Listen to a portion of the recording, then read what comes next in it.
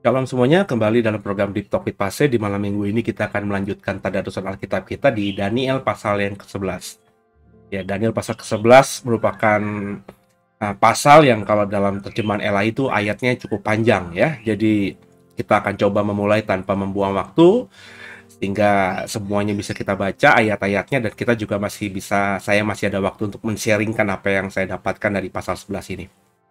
Dan sebelum mulai, kita satukan hati, kita berdoa. Mengucap syukur Tuhan buat episode ini, kesempatan kali ini kami mau melanjutkan darusan Alkitab kami dari Daniel pasal 11. Berikan hikmat kepada kami, rema kepada kami, sehingga ayat-ayat yang kami baca ini menjadi terang dan kami bisa mendapatkan pemahaman yang lebih baik lagi tentang pengenalan kami akan Tuhan. Jangan satupun kami yang kau lalui, kami siap diberkati. Haleluya. Bapak Ibu, siapkan Daniel pasal yang ke-11 ya. Kita sama-sama akan membacanya sebentar lagi.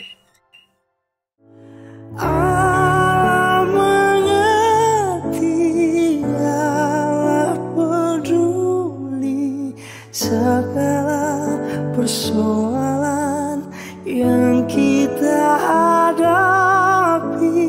Tak akan pernah dibiarkannya ku bergumul sendiri, sebab Allah mengerti.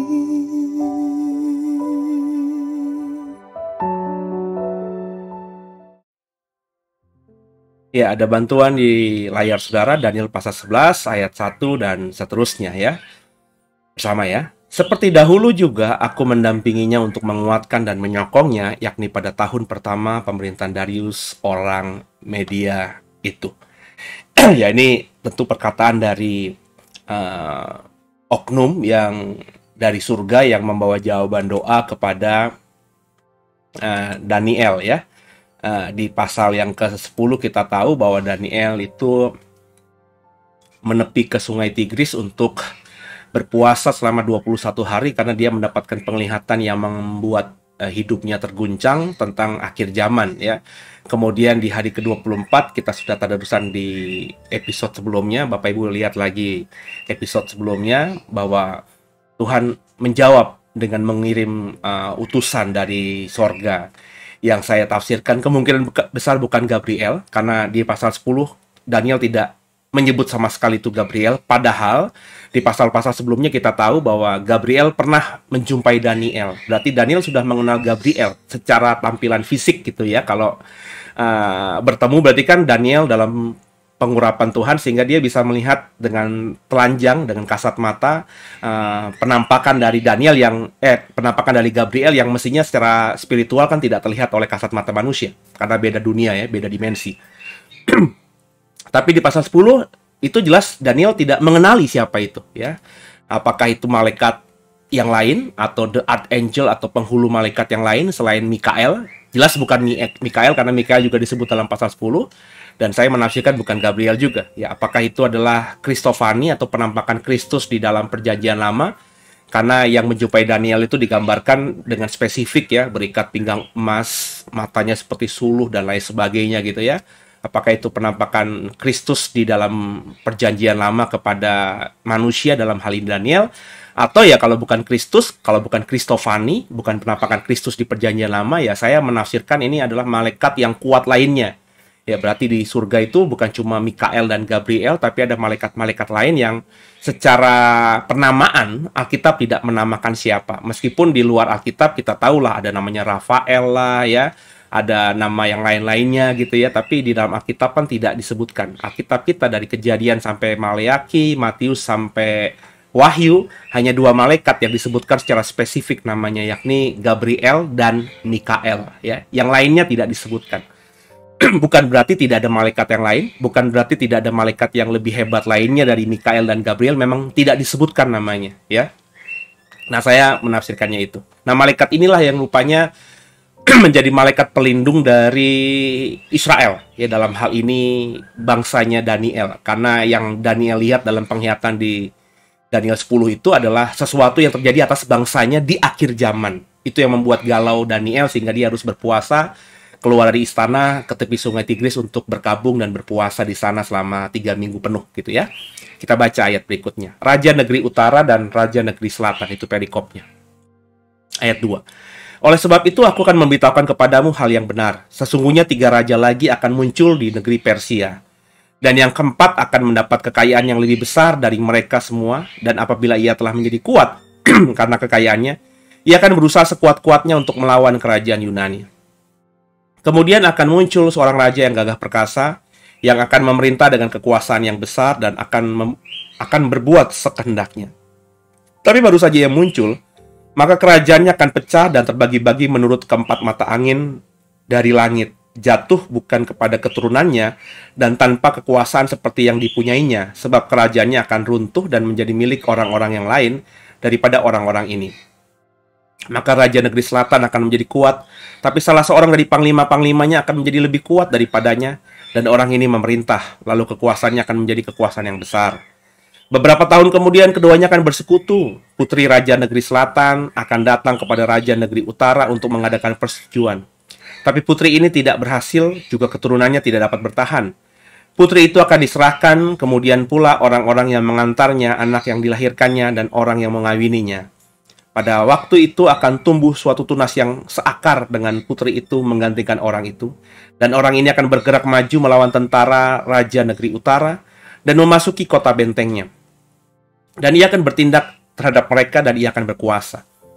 Bahkan dewa-dewa mereka dan patung-patung tuangan mereka dan barang-barang mereka yang berharga dari perak dan emas akan diangkutnya sebagai jarahan ke Mesir. Lalu berapa tahun lamanya ia akan berhenti berperang melawan raja negeri utara. Kemudian raja ini akan memasuki kerajaan negeri selatan, tapi kemudian pulang ke negerinya sendiri. Kemudian anak-anaknya akan bersiap untuk berperang dan akan mengerahkan sejumlah tentara yang besar. Lalu salah seorang dari mereka itu akan bergerak maju melawan dia, menggenangi dan meliputi semuanya seperti air bah. Dan pada serbuan yang kedua kalinya ia akan sampai ke benteng musuhnya. Maka mengeramlah raja negeri selatan itu lalu maju berperang melawan raja negeri utara, yang telah mengerahkan kekuatan tentara besar, dan tentara besar itu akan jatuh ke tangan musuhnya. Setelah tentara besar itu dihancurkannya, maka hatinya akan bermegah. Walaupun ia telah menewaskan berlaksa-laksa orang, ia tidak akan mempunyai kekuatan. Lalu untuk kedua kalinya, raja negeri utara itu akan mengerahkan sejumlah tentara besar, lebih besar dari yang pertama. Dan beberapa tahun kemudian ia akan bergerak maju melawan dia dengan tentara yang besar dan dengan banyak perlengkapan perang. Pada waktu itu banyak orang akan bangkit melawan raja negeri selatan. Juga orang-orang yang lalim dari bangsamu akan membesarkan diri, sehingga penglihatan itu menjadi kenyataan, tapi mereka akan tergelincir. Maka raja negeri utara itu akan datang mendirikan kubu pengepungan dan merebut kota yang berbenteng, dan tentara negeri selatan tidak akan dapat bertahan. Juga pasukan-pasukan pilihannya, sekalipun ya tidak ada kekuatan apapun yang dapat bertahan. Sehingga raja yang menyerangnya akan berbuat sekendak hati dan tidak ada seorang pun yang dapat bertahan menghadapinya. Ia akan menduduki tanah permai dan seluruhnya akan ada dalam kekuasaannya. Kemudian ia akan berusaha untuk menguasai seluruh kerajaan orang lain yang lain itu. Ia akan mengadakan persetujuan dengan dia dan seorang putrinya diberikannya kepadanya untuk menghancurkan kerajaan itu. Tapi maksudnya itu tidak akan berhasil dan tidak akan menguntungkannya. Lalu ia akan memalingkan mukanya ke tanah-tanah pesisir dan banyak yang direbutnya. Tapi seorang panglima akan menghentikan penghinaannya itu, bahkan akan mengembalikan penghinaan itu kepadanya. Sesudah itu ia akan memalingkan mukanya ke kota-kota benteng di negerinya sendiri, tapi ia akan tergelincir dan jatuh dan tidak akan ditemukan lagi. Menggantikan dia, akan muncul seorang yang menyuruh seorang pemungut pajak menjalani bagian yang terindah dari kerajaan itu. Tapi beberapa hari kemudian ia akan dibinasakan, bukan oleh kemarahan atau oleh peperangan. Menggantikan dia akan muncul seorang yang hina, yang tidak memperoleh martabat raja, tapi dengan tak disangka-sangka ia akan datang merebut kedudukan raja dengan perbuatan-perbuatan licin. Seluruh tentara yang datang melanda akan dihanyutkan di hadapannya dan dihancurkan. Bahkan juga seorang raja perjanjian. Dan dari saat diadakan persekutuan dengan dia, ia akan berlaku curang, dan ia akan maju serta menjadi berkuasa meskipun sedikit orang-orangnya. Dengan tak disangka-sangka, ia akan memasuki daerah-daerah yang paling subur dari negeri itu, melakukan apa yang belum pernah dilakukan oleh para bapa dan nenek moyangnya, yakni menghamburkan rampasan dan jarahan dan harta di antara orang-orangnya. Juga terhadap tempat-tempat yang berbenteng ia berbuat siasat, tetapi hanya untuk sementara waktu. Kekuatan dan keberaniannya akan ditujukannya melawan raja negeri selatan dengan memakai tentara yang besar, Dan walaupun Raja Negeri Selatan itu akan bersiap untuk berperang dengan tentara yang amat besar dan kuat, ia tidak akan dapat bertahan sebab akan diadakan siasat terhadap dia. Dan orang-orang yang makan dari santapannya akan meruntuhkannya. Tentaranya akan hanyut dan banyak orang yang tewas dibunuh. Dan kedua raja itu bermaksud jahat, dan sedang mereka duduk bersama-sama pada satu meja, mereka akan saling membohongi, tapi hal itu tidak akan berhasil. Sebab akhir zaman itu belum mencapai waktu yang ditetapkan. Kemudian ia akan pulang ke negerinya dengan banyak harta, dan hatinya bermaksud menentang perjanjian kudus. Dan itu dilakukannya, lalu pulang ke negerinya. Pada waktu yang ditetapkan, ia akan memasuki pula negeri selatan. Tapi kali yang kedua ini tidak akan sama dengan yang pertama. Karena akan datang kapal-kapal orang Kitim melawan dia, sehingga hilanglah keberaniannya. Lalu pulanglah ia dengan hati mendendam terhadap perjanjian kudus. Dan ia akan bertindak. Setelah pulang kembali, ia akan menunjukkan perhatiannya kepada mereka yang meninggalkan perjanjian kudus. Tentaranya akan muncul, mereka akan menajiskan tempat kudus, benteng itu menghapuskan korban sehari-hari, dan menegakkan kekejian yang membinasakan. Dan orang-orang yang berlaku fasik terhadap perjanjian akan dibujuknya sampai murtad dengan kata-kata licin. Tapi umat yang mengenal Allahnya akan tetap kuat dan akan bertindak. Dan orang-orang bijaksana di antara umat itu akan membuat banyak orang mengerti. Tapi untuk beberapa waktu lamanya mereka akan jatuh oleh karena pedang dan api, oleh karena ditawan dan dirampas. Sementara jatuh, mereka akan mendapat pertolongan sedikit, dan banyak orang akan menggabungkan diri kepada mereka secara berpura-pura. Sebagian dari orang-orang bijaksana itu akan jatuh, tetapi dengan demikian diadakan pengujian, penyaringan, dan pemurnian di antara mereka, sampai pada akhir zaman. Sebab akhir zaman itu belum mencapai waktu yang ditetapkan. Raja itu akan berbuat sekendak hati. Ia akan meninggikan dan membesarkan dirinya terhadap setiap Allah, juga terhadap Allah yang mengatasi segala Allah. Ia akan mengucapkan kata-kata yang tak senonoh sama sekali. Dan ia akan beruntung sampai akhir murka itu. Sebab apa yang ditetapkan akan terjadi. Juga para Allah nenek moyangnya tidak akan diindahkannya. Baik pujaan orang-orang perempuan maupun Allah manapun juga tidak akan diindahkannya. Sebab terhadap semuanya itu ia akan membesarkan diri. Tapi sebagai ganti semuanya itu, ia akan menghormati dewa, benteng-benteng, dewa yang tidak dikenal oleh nenek moyangnya. Akan dihormatinya dengan membawa emas dan perak dan permata, dan barang-barang yang berharga. Dan ia akan bertindak terhadap benteng-benteng yang diperkuat dengan pertolongan dewa asing itu. Siapa yang mengakui dewa ini akan dilimpahi kehormatan. Ia akan membuat mereka menjadi berkuasa atas banyak orang, dan kepada mereka akan dibagikan tanah sebagai upah. Tapi pada akhir zaman, Raja Negeri Selatan akan berperang dengan dia. Dan Raja Negeri Utara itu akan menyerbunya dengan kereta dan orang-orang berkuda, dan dengan banyak kapal. Dan ia akan memasuki negeri-negeri, dan mengenangi dan meliputi semuanya seperti air bah. Juga tanah permai akan dimasukinya. Dan banyak orang akan jatuh, tapi dari tangannya akan terluput tanah Edom, tanah Moab, dan bagian yang penting dari Bani Amon. Ia akan menjangkau negeri-negeri, dan negeri Mesir tidak akan terluput. Ia akan menguasai harta benda emas, perak, dan segala barang berharga orang negeri Mesir dan orang Libya, serta orang Ethiopia akan mengikuti dia. Tapi kabar-kabar dari sebelah timur dan dari sebelah utara akan mengejutkan hatinya, sehingga ia akan keluar dengan kegeraman yang besar untuk memusnahkan dan membinasakan banyak orang. Ia akan mendirikan kemah kebesarannya di antara laut dan gunung permai yang kudus itu. Tapi kemudian ia akan menemui ajalnya, dan tidak ada seorang pun yang menolongnya. Haleluya. Ya, kalau kita membaca ayat ini, tentu kita akan kesulitan ya. Ya, tanpa kita misalnya mengadakan research, mengadakan pendalaman, mengadakan penelitian, dan sebagainya. Jadi ayat-ayat ini, ayat Daniel pasal 11 ini ayat yang memang bersifat nubuatan. Kalau digali, mungkin kalau Bapak Ibu menemukan tafsiran dari banyak hamba-hamba Tuhan, teolog-teolog, ada yang sudah menafsirkan ini siapa, dan siapa. Bicara soal apa, dan apa. Tapi sekali lagi, dalam setiap program Deep Talk with Pastor Tadarus Alkitab ini, saya memang on the spot baru membaca Daniel 11 ini. Ya. Jadi saya sudah pernah membaca Daniel pasal 11 sebelumnya. Jujur belum pernah mengkhotbahkan dari Daniel pasal 11, tapi sudah pernah menyelidiki sedikit. Tapi itu kan dulu gitu ya. Butuh penggalian memori supaya ingat lagi gitu ya. Dan jadi di dalam program ini pun saya baru pertama kali lagi membaca ayat ini, dan memang ingat beberapa pasal-pasal yang pernah saya gali di beberapa waktu yang lalu tentang pasal 11 ini. Tapi tentu tidak bisa menjadi pegangan untuk saya mengatakan bahwa saya menafsirkannya demikian. Tapi saya mendapatkan sesuatu yang baru dari ayat-ayat ini. Nah, ini kan program Deep Talk with Pastor seperti itu. Nah, saya ingin menginformasikan, saya ingin menginspirasi semua orang untuk mulai membaca Alkitab. Meskipun tidak punya pemahaman teologi, tidak bisa menafsirkan dengan baik karena tidak tahu teorinya begitu ya. Jangan takut membaca Alkitab. Meskipun kita tidak mungkin bisa mengerti seluruhnya, tapi pasti dalam pembacaan Alkitab itu ada sesuatu yang bisa membuat kita memahami lebih lagi. Nah, seperti inilah saya yang mau bagikan pada kesempatan ini.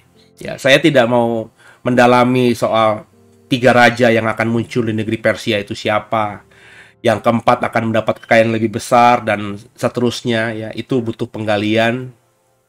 Saya harus punya waktu yang cukup untuk mendalami, meriset lagi ya tentang sejarah masa lalu, siapa saja raja yang akan muncul setelah Darius di zaman Daniel pasal 11 ini ya. Jadi saya tidak masuk ke sana. Tapi ada ayat yang menarik yang bisa saya bagikan yang ketika saya baca tadi bersama saudara ya, itu tiba-tiba cukup menggetarkan hati saya, yakni ayat yang ke-30 berapa tadi. Tadi saya coba tandai saudara ya. Perhatikan baik-baik. Sebentar saya cari dulu ayat ke berapa. Oke. Di ayat yang ke-31 coba ya kita mulai ya. Tentaranya akan muncul, mereka menajiskan tempat kudus. Benteng itu menghapuskan korban sehari-hari dan menegakkan kekejian yang membinasakan. Jadi Daniel melihat di masa depan dalam penglihatannya ini bahwa ada orang yang dengan kekuasaannya, dengan tentaranya, dengan prajurit-prajuritnya itu menajiskan tempat kudus. Ya. Menghapuskan korban sehari-hari dan menegakkan kekejian yang membinasakan. Nah, kalau itu menjadi titik poin kita dalam sejarah masa lalu, beberapa kali itu terulang. Di zamannya kekuasaannya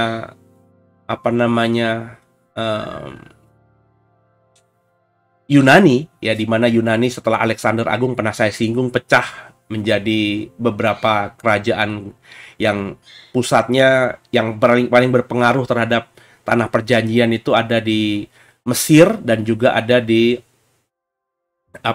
di Syria ya, Syria sekarang ya. Wangsa Ptolemeus dan wangsa Selukos. Dua wangsa ini atau dua kerajaan ini itu berasal dari sama orang Yunani, tapi mereka kawin dengan beberapa putri di wilayah-wilayah itu, sehingga mereka akhirnya identik dengan tempat itu. Seperti kalau tidak salah ya saya, bangsa Ptolemy ya, itu saya lupa, Ptolemy apa Selukos begitu, yang menguasai wilayah Mesir. Ini sebenarnya kan panglima tentaranya Alexander Agung, tapi menguasai wilayah itu. Ketika Alexander mati, maka mereka akhirnya menjadi raja. Karena Alexander Agung mati tanpa meninggalkan keturunan atau yang meneruskan tidak ada. Ya. Jadi mereka raja-raja wilayah ini, panglima-panglima wilayah di bawah Alexander Agung ini akhirnya menjadi raja setempat. Nah, Ptolemy itu kalau tidak salah Ptolemy ya. Kalau tidak Ptolemy, Selukos lah. Jadi antara dua itu saya agak lupa gitu ya. Tapi seingat saya Ptolemy itu menguasai wilayah Mesir dan akhirnya menikahi putri raja Mesir dan dianggap Firaun oleh orang Mesir. Nah, ada beberapa yang mengatakan inilah yang disebut dengan Raja Negeri Selatan, karena wilayah Mesir itu ada di wilayah selatan dari Tanah Perjanjian. Sedangkan utara tentu raja yang menguasai wilayah Yordania, Syria, dan juga Mesopotamia, yang saat itu dikuasai oleh jenderal yang kemudian menjadi terkenal dalam sejarah sebagai wangsa Selukos. Sekali lagi, saya takut salah, ketukar antara Ptolemy dengan Selukos ya, tapi antara dua wangsa itu. Dua panglimanya Alexander Agung yang kemudian hari menjadi raja masing-masing dan saling bertikai satu dengan lainnya. Itu pernah terjadi dalam masa-masa Yunani, tanah perjanjian, tempat kudus, Yerusalem, Bait Allah itu dinajiskan. Berkali-kali. Dalam sejarah pernah saya mencatat bahwa ada bahkan imam besar yang tidak punya keturunan Sadok, tidak punya keturunan Harun, tapi akhirnya dijadikan imam besar karena pengaruh kekuasaan dari bangsa kafir ini. Kemudian kalau kita melihat lagi zamannya Imperium Romawi, beberapa kaisar atau Caesar Roma berkali-kali berusaha untuk membangun patung di Bait Allah dan membuat mesbah-mesbah kafir. dengan mempersembahkan macam-macam itu ya, kepada dewa-dewi sembahan orang Romawi, termasuk mempersembahkan korban kepada kaisar yang saat itu dihormati sebagai dewa, salah satu dewa dari Romawi. Jadi itu sudah pernah terjadi di masa lalu. Tapi saya ketika membaca ini, karena ini bicara mengenai akhir zaman, saya menarik ke masa depan gitu, bahwa nanti di yang disebut kota Yerusalem disebut dengan Bait Allah, ya, tempat kudus, karena saya percaya, saya termasuk seorang yang percaya bahwa namanya Bait Allah yang pernah dulu dibangun Salomo, dibangun sama Herodes Agung, itu akan dipugar kembali, akan dibangun kembali, dan lokasinya ada di Yerusalem. Ya, saya sangat percaya itu secara harafiah. Saya sangat mempercayai Bait Allah itu akan dibangun kembali. Dan entah itu kapan terjadi. Ya, pembangunannya saya yakin cepat karena teknologi yang luar biasa. Ya, di zaman COVID ini kita bisa melihat beberapa negara termasuk Cina bisa membangun rumah sakit yang besar, lengkap untuk bisa menghadapi COVID ini dalam hitungan hari, ya. Cepat sekali ya, membangun rumah sakit kayak Lego aja, disusun-susun, dicetak di pabrik, susun-susun, jadi rumah sakit, jadi bangunan yang megah. Saya percaya bahwa pembangunan Bait Allah itu nanti kalau terjadi tidak membutuhkan waktu yang lama, karena teknologi arsitektur yang sudah sangat canggih, apalagi Israel. Bicara soal Israel, kita tahulah ya, teknologi mereka nomor satu. Soal pertanian di dalam padang gurun ya, dengan teknologi yang luar biasa. Di Israel itu padang gurun bisa disulap hijau, saudara. Bukan berarti tanahnya menjadi hijau, tapi dengan teknologi mereka, dengan pengairan yang mereka rancang, itu bisa membuat semua tumbuhan, semua sayuran bisa hidup di padang gurun. Dan teknologi itu sudah dibagikan ke Ethiopia yang kita tahu tahun 80-an itu pernah mengalami kelaparan yang luar biasa. Saya ingat banget ada lagu We Are the World, We Are the Children. Itu kan lagu yang dinyanyikan oleh artis-artis Hollywood. Michael Jackson ada saat itu, Stevie Wonder saat itu. Semua penyanyi top untuk mendukung, dananya dikumpulkan untuk membantu kelaparan akut yang terjadi di Ethiopia di sekitar tahun 80-an ketika saya masih kecil ya. Tapi sekarang Ethiopia termasuk menjadi negara Afrika yang lumayan hijau karena disupport oleh Israel. Karena memang ada sejarah yang mengatakan bahwa banyak orang Israel yang akhirnya kawin dengan orang-orang Ethiopia di zamannya Salomo. Kita tahu Ratu Sheba itu ratu dari Ethiopia, dan Ratu Sheba kita tahu di Alkitab dalam sejarah Yahudi juga dicatat sebagai istri dari Salomo. Mereka menikah, dan meskipun Ratu Sheba kembali ke negerinya, ke Ethiopia, tapi hasil perkawinan dengan Salomo itu membawa banyak orang Israel kawin campur juga dengan orang-orangnya, dan akhirnya ada banyak orang Ethiopia yang punya darah Israel. Ya, jadi itu makanya kalau Bapak Ibu kita ke Israel, kita bertemu dengan orang-orang Israel dari kulit hitam, itu dipercaya adalah orang-orang Israel yang dulu merupakan keturunan dari Ratu Sheba dan orang-orangnya yang kawin campur dengan orang Israel, dengan Salomo dan orang-orangnya. Dan saya percaya itu nanti akan terjadi. Ketika itu sudah terjadi, ada seorang penguasa, entah siapa, ya, ini masih tafsiran, yang akan membatalkan semua atau menghapuskan semua korban sehari-hari. Dan dikatakan di ayat 32, dan orang-orang berlaku fasik terhadap perjanjian akan dibuatnya sampai murtad dan dengan kata-kata licin, tapi umat yang mengenal Allah akan tetap kuat dan akan bertindak. Nanti akan ada penyaringan. Ya, kalau kita baca di ayat berikutnya ada bicara mengenai penyaringan. Dan orang-orang bijaksana di antara umat itu akan membuat banyak orang mengerti, tapi untuk beberapa waktu lamanya mereka jatuh oleh karena pedang dan api, oleh karena ditawan dan dirampas. Sementara jatuh, mereka akan mendapat pertolongan sedikit, dan banyak orang akan menggabungkan diri kepada mereka secara berpura-pura. Sebagian orang-orang bijaksana itu akan jatuh, supaya dengan demikian diadakan pengujian, penyaringan, pemurnian di antara mereka sampai pada akhir zaman. Sebab akhir zaman itu belum mencapai waktu yang telah ditetapkan. Dan ini yang saya tergetar ketika saya membaca ayat-ayat di Daniel 11 tadi. Bahwa nanti dalam masa yang sukar itu tetap ada orang yang bijaksana. Orang yang bijaksana, orang yang mengerti, orang yang terus memegang iman kepada Tuhan. Ya, mereka ini akan membuat banyak orang nanti mengerti. Mereka ini tentu akan punya dampak. Dengan iman mereka membuat orang-orang lain yang mendengarkan mereka juga beriman dengan benar. Tapi mereka akan mengalami situasi yang tidak baik, sehingga dikatakan Alkitab tadi mereka akan jatuh ya, dengan pencobaan pedang, api, ditawan, dirampas, masalah-masalah yang dialami oleh orang-orang dunia yang bisa membuat iman mereka kepada Tuhan akan patah gitu ya. Dan ketika banyak orang bijaksana dan orang-orang percaya di hari-hari itu banyak yang jatuh, mereka akan ditolong ya, mendapatkan pertolongan di ayat 34. Tapi sedikit. Dan musuh-musuh mereka akan datang menggabungkan diri, seolah-olah mau menggabungkan diri, tapi mereka sebenarnya sedang berpura-pura. Jadi nanti musuh kita akan masuk dalam kalangan kita, berpura-pura menjadi orang beriman, menjadi pura-pura sama dengan kita, tapi memang mereka goalnya ingin merusak kita lebih dalam lagi, menghancurkan kita dari dalam. Nah, ini yang membuat saya tadi tiba-tiba mendapatkan sesuatu untuk saya bagikan kepada saudara. Sekali lagi saya tidak mempersiapkan apa-apa dalam program ini. Saya hanya berdoa bersama saudara tadi dan mendapatkan rema, sesuatu yang saya mau bagikan kepada saudara. Bahwa di akhir zaman nanti, di tengah banyak masalah di depan kita nanti, beberapa kita akan tetap solid, beberapa kita sebagian besar akan jatuh.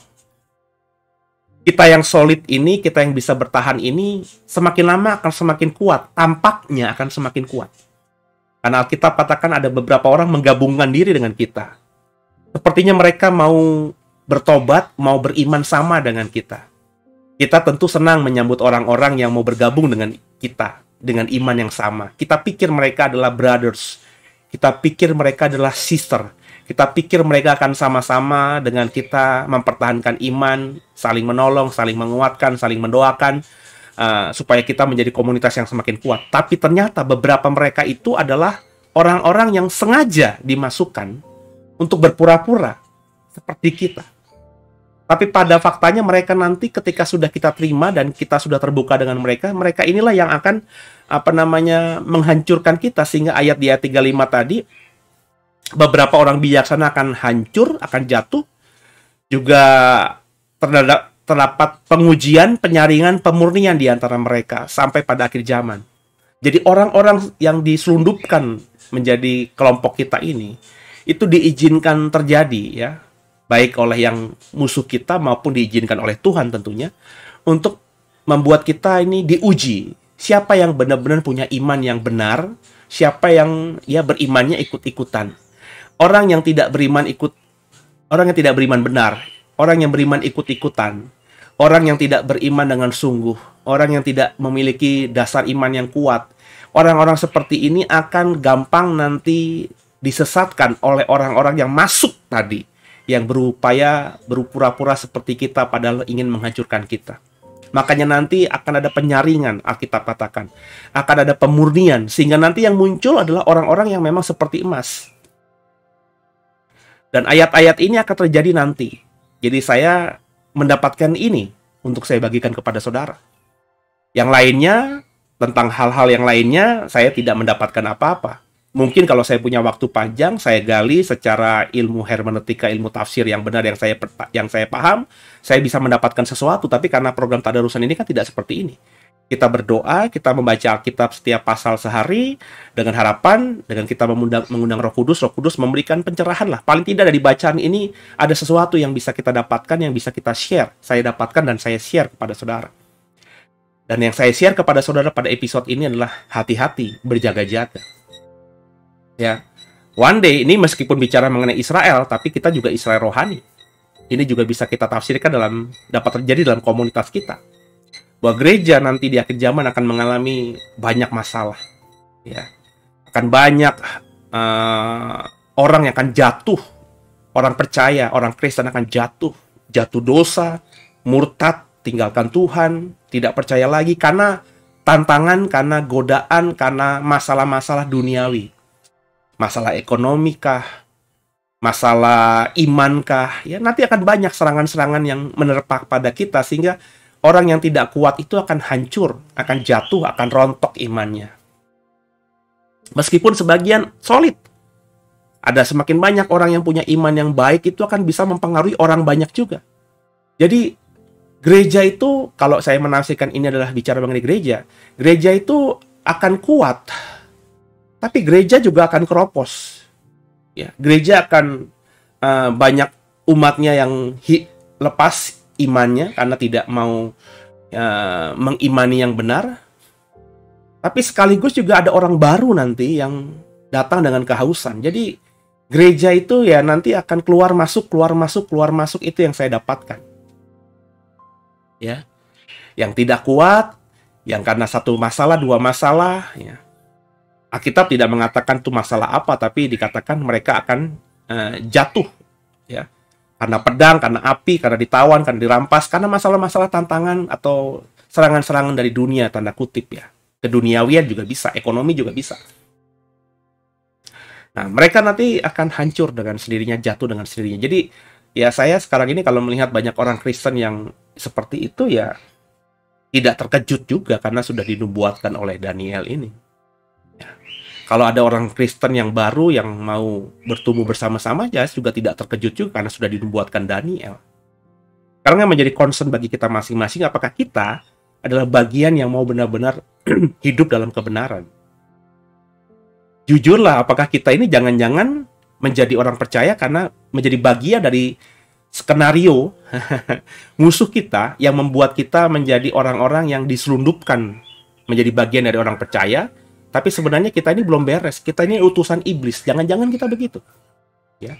Kita adalah bagian dari konspirasi Satan, konspirasi roh-roh jahat yang dipakai mereka untuk masuk menjadi bagian orang Kristen untuk menggerogoti dari dalam sebagai kanker. Ya. Maka ya kalau Bapak Ibu mendengarkan saya, introspeksi diri. Ya. Karena ada saja gitu orang Kristen dimanapun, ditempatkan dimanapun, keluar masuk ke komunitas Kristen satu, keluar ke masuk lagi komunitas Kristen lainnya, tapi jadi masalah gitu. Membuat masalah. Ada aja yang diributkan. Dan tentu komunitas yang satu dengan yang lainnya kan tidak berkenalan, tidak mengenal. Saya tidak tahu bahwa orang-orang yang bergabung dengan The Way itu dulunya di gereja mana dan ngapain. Saya kan tidak tahu. Saya dengan gereja mereka sebelumnya tidak kenal gitu ya. Jadi sulit untuk bisa bisa menelisik rekam jejaknya gitu. Tapi ayat ini untuk kita. Jadi kita ini sekarang diajak introspeksi diri oleh Daniel 11. Kita pernah bergereja di mana saja. Ketika kita di gereja lama, kita jadi masalah nggak di gereja itu? Kita keluar karena masalah nggak? Kita sekarang ini tertanam di gereja kita sekarang ini, kita juga sering buat masalah nggak? Kalau kita dimanapun kita berada sering buat masalah, dimanapun kita berada kita selalu menjadi sumber provokator yang memecah belah gereja tempat kita berada saat itu, maka coba introspeksi diri dan bertobat. Jangan-jangan Bapak Ibu tuh menjadi bagian dari konspirasi roh jahat yang dipakai mereka untuk menghancurkan gereja. Ya kalau kita tidak merendahkan diri, ya kita tidak akan bisa melihat bahwa diri kita ini bagian konspirasi dari roh jahat. Tapi kalau kita mau merendahkan diri dan Bapak Ibu sadar, iya ya, di gereja lama ribut gara-gara gue. Dulu di gereja sebelumnya juga ribut gara-gara gue. Sekarang di gereja sekarang juga ada masalah gara-gara gue juga. Menyesalah, bertobatlah, minta ampun sama Tuhan. Supaya kita tidak lagi bisa dipakai oleh setan. Begitu. Akhirnya kita menjadi orang yang benar. Tapi kalau kita tidak bertobat, kita akan terus menjadi bagian ini. Dan kata Daniel 11, situasi seperti ini akan ada terus. Sehingga akhirnya, Bapak Ibu jangan jadi orang yang naif yang berkata bahwa kelompok kita, jemaat kita, orang-orang yang segereja dengan kita, ini semua orang-orang yang mau bertumbuh bersama. Belum tentu. Karena bisa saja tergenapi dalam Daniel 11 ini ada beberapa orang yang tampilannya kayak malaikat, tapi sebenarnya mereka dengan tidak sadar. Mereka bukan saja, kalau mereka sadar sih masih mending ya. Karena beberapa orang saya yakin mereka tidak sadar. Mereka sedang dikendalikan oleh konspirasi jahat ini untuk menghancurkan gereja. Ya. Nah, Bapak Ibu juga jangan naif jadinya berpikir bahwa gereja itu aman. Karena yang namanya penyaringan pemurnian ini sudah diingatkan Daniel. Ya. Hingga nanti yang keluar itu adalah orang-orang yang benar-benar punya pertahanan iman yang baik. Maka jadilah orang Kristen yang punya dasar iman yang baik. Orang Kristen yang mempercayai imannya bukan karena warisan, bukan karena perasaan, tapi karena memang benar-benar sudah memilih dengan kesadaran dan pemahaman pengetahuan yang benar. Kalau Bapak Ibu sudah percaya Yesus sebagai Tuhan Juru Selamat dengan tadi ya, dengan dasar pemahaman iman yang benar, orang lain berkata bahwa Yesus itu anak haram, orang lain berkata bahwa Yesus itu ya orang kudus lah, tapi itu dia tidak mati di atas kayu salib, dia diangkat Tuhan dan yang mati di atas kayu salib itu orang lain. Dengan hal-hal cerita-cerita seperti itu kita tidak akan tergoyahkan. Ya. Kita tidak akan jatuh. Orang mau menjelaskan Yesus tentang apakah ya, menjelek-jelekan Yesus dengan apakah, atau membaik-baikan Yesus dengan cerita yang di luar Alkitab kayak apakah, itu tidak membuat kita tergoyah sama sekali karena kita punya pemahaman yang benar. Tapi berapa banyak orang Kristen yang seperti ini gitu maksud saya, yang punya level iman yang seperti ini? Kebanyakan hanya emosional gitu. Saya Kristen, Yesus Tuhan saya. Tapi dia tidak kenal Yesus itu siapa, cuman Yesus Tuhan saya. Jawabannya cuma Yesus Tuhan saya. Kenapa? Karena tidak punya pengenalan secara pribadi dengan Tuhan. Dan orang-orang seperti ini, kalau dia tidak nanti jatuh di kemudian hari ketika apa yang dibuatkan Daniel tergenapi, itu bisa saja mereka dipakai oleh konspirasi jahat tadi, cuma sekedar beriman kepada Yesus saja, tapi tanpa punya pengenalan yang benar. Dan di gereja banyak sekali orang seperti ini. Yang dengan sadar mereka memahami nggak akan pernah murtad, tapi sebenarnya ya nggak mau bertumbuh lebih dalam lagi. Nggak mau lebih dalam lagi mengenal Tuhan. Mereka merasa cukup. Nah, orang-orang seperti ini jangan-jangan bagian dari konspirasi jahat tadi. Sehingga Alkitab tadi katakan, saudara, ya ini yang terjadi atas persekutuan orang percaya, entah itu Israel atau orang percaya. Ya. Bahkan penguasa akhir zaman nanti mengatakan di ayat ini, ia akan membesarkan dirinya. Ia tidak menyembah Allah-Allah lain. Ya, sebab Allah-Allah lain juga tidak dipercayai oleh dia. Dikatakan di ayat-ayat tadi, ia akan, sebentar ya. Nih, ayat 38. Tapi sebagai gantinya, ia akan menghormati dewa benteng-benteng, dewa yang tidak dikenal oleh nenek moyangnya, akan dihormati dengan membawa emas, perak, dan permata, dan barang-barang yang berharga. Ini ayat yang menurut apa yang saya dapatkan, akan ada agama baru nanti di akhir zaman. Bukan agama yang diwariskan dari nenek moyangnya. Bukan penyembahan terhadap dewa-dewi, Allah-ilah lain, seperti yang dilakukan oleh nenek moyang kita. Bukan, tapi sesuatu yang baru. Penyembahan yang baru.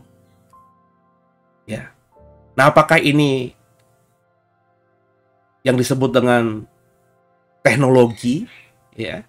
Sehingga orang-orang di akhir zaman nanti akan lebih mempercayai teknologi, mempercayai ya hal-hal yang berpengaruh pada dunia akhir zaman? Saya nggak tahu. Karena saya percaya nanti, meskipun banyak orang beragama, ya, dari Daniel tadi, saya pernah khotbah kan di hari Minggu lalu, ya, 2 minggu lalu, manusia akhir zaman itu manusia yang beragama, ya. Tapi agamanya ini bukan berarti agama seperti dalam perspektif kita sekarang ini, Islam, Kristen, Buddha, Hindu, Katolik, Konghucu, bukan itu semata. Tapi jangan-jangan adalah agama baru yang tidak disebut agama, tapi orang-orang tanda kutip menyembah, berani mengorbankan apapun kepada itu, mempertaruhkan harta mereka untuk itu, ya. Ya, itu bisa investasi kah, ya. Itu yang saya tafsirkan sebagai tanda 666 di kepala dan di tangan. Itu jelas bukan dewa-dewi seperti sekarang kita menyembah Tuhan, seperti orang beragama lain menyembah dewa-dewinya. Tapi logikanya, akalnya, tangannya, yaitu melakukan sesuatu ya untuk tadi, untuk survive, untuk hidup. Ya. Jika orang-orang di akhir zaman nanti beragama dengan mengandalkan hidupnya pada kepintarannya, pada pekerjaannya, pada bisnisnya, bukan lagi kepada Tuhan. Kalau agama-agama konvensional, agama-agama nenek moyang kita kan mengajarkan kita untuk mempercayakan hidup kita kepada Tuhan. Tapi nanti agama akhir zaman itu akan mempercayakan hidupnya kepada ya sesuatu yang bisa membuat mereka hidup. Pikirannya, bisnisnya, usahanya, kepintarannya, semua hal-hal seperti itu. Dan ini harus kita cermati. Daniel 3.000-an tahun yang lalu sudah mengingatkan. Dan saya percaya itu akan semakin masif terjadi di hari-hari ini. Semoga di malam minggu ini kita mendapatkan hikmat yang baru dari Tuhan. Semoga apa yang saya bagikan ini juga semakin membuat kita paham bagaimana kita harus menata hari-hari kita ke depan. Milikilah pengenalan yang baik akan Tuhan. Jangan cukup bangga menjadi orang yang Kristen semata, tapi banggalah ketika kita benar-benar sudah punya dasar yang kuat, pemahaman yang kuat soal iman Kristen kita. Dan dengarkan saya dalam pengalaman saya, itu nggak mungkin didapatkan dari sekedar beribadah. Tapi akan didapatkan kalau kita menggunakan waktu terbaik kita, effort kita untuk menggali tentang siapa Tuhan kita itu. Dan dalam Deep Talk with Pasi program ini salah satu bagian kecil saja yang bisa membuat saudara mengenal Tuhan lebih dalam lagi. Ada banyak hal lain yang harus kau kerjakan. Dan memang itu kerja keras. Dan memang itu mengorbankan segala-galanya. Tapi worth it. Sebab dengan kau seperti ini, di kemudian hari, kau tidak akan disesatkan. Ketika apa yang saya bagikan tadi terjadi. Semoga dipahami dan dimengerti.